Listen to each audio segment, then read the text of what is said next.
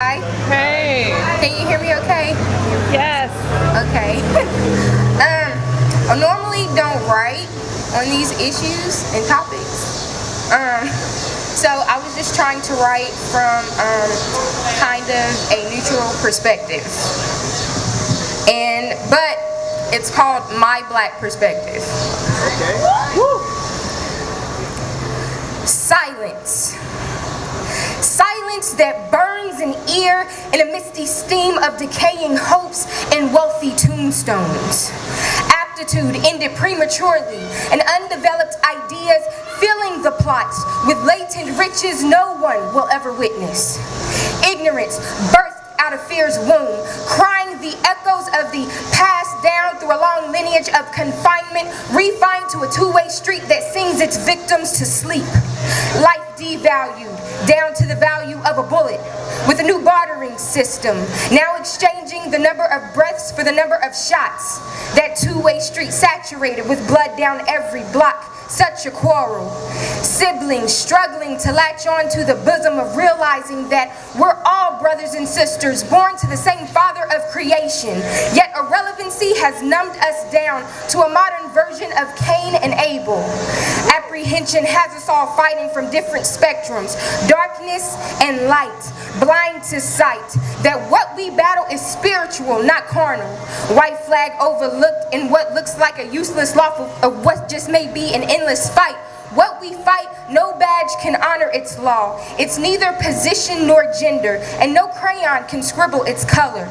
Death overshadowing the innocent sons of mourning mothers, silence broken in some, as lifeless eyes lie wide open with one motion finger-pointing practice of man against gun. It's that which lies behind the thought, behind the noose, behind white sheets, behind black power, behind the bomb, behind derogatory words, behind everything we see. Silence. It doesn't always spell out contentment.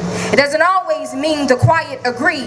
Physical actions are not the only actions needed to take action, and most forget about the soldiers already on the battlefield praying every night on bended knees, ready and suited up, defending righteousness with the breastplate of righteousness strapped with truth around the waist, extinguishing flaming arrows and premonitions of shell casings with an impenetrable shield of faith.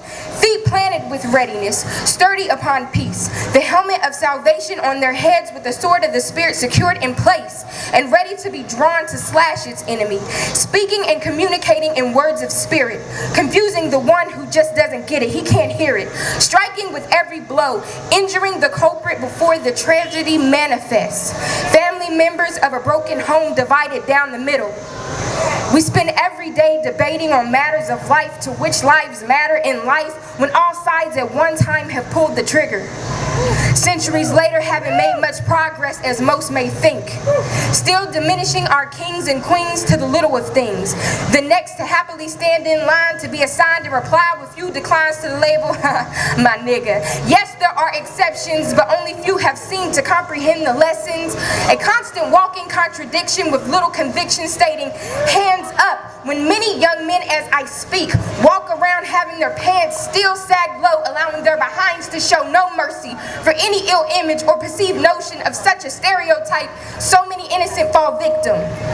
Or what about the wandering daughter who never had a father, never taught her or told her how beautiful she was, her worth, or what love really was, so she searches her whole life down the wrong path and is taken prisoner to the system? Are people still enslaved mentally, even though they're free physically? All people have to take responsibility, no matter the creed, for their part in society's mishaps. Perhaps we've missed something, all of us. There's a huge misunderstanding somewhere, but where's Waldo in all of this?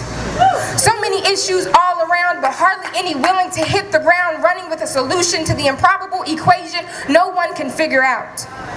How one gun plus one life can add up to a resolution without change on either side of the equal sign blows my mind. The scales have no balance for measure whatsoever. Poison running through veins that carry a river of life dealt by some of the very ones who pulled the card from the deck. It's been played out by losing a hand that refuses to reprimand a continuous present form of cannibalism through weapons held by illegitimate hands. I'm just here to say, even when you kneel, you stand. My black perspective. Shaquela Gaines.